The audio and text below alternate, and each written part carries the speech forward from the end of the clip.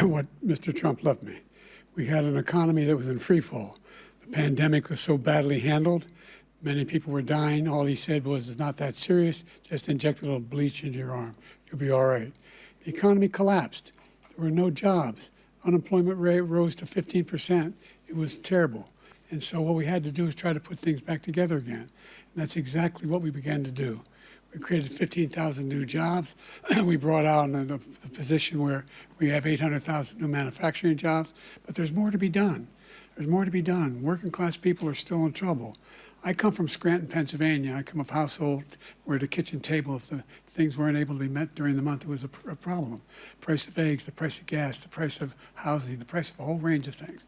That's why I'm working so hard to make sure I deal with those problems. And we're going to make sure that we reduce the price of housing. We're going to make sure we build 2 million new units.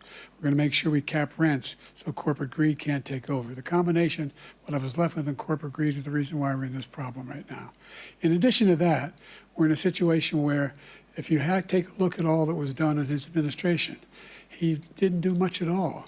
By the time he left, things were in chaos, literally chaos.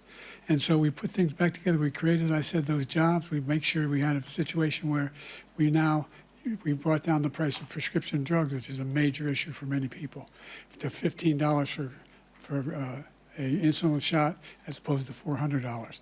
No senior has to pay more than $200 for any drug, all the drugs they can include beginning next year.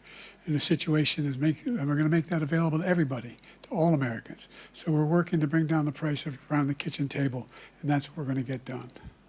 Thank you. President Trump? We have the greatest economy in the history of our country.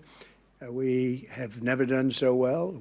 Everybody was amazed by it. Other countries were copying us. We got hit with COVID, and when we did, we spent the money necessary so we wouldn't end up in a Great Depression, the likes of which we had in 1929.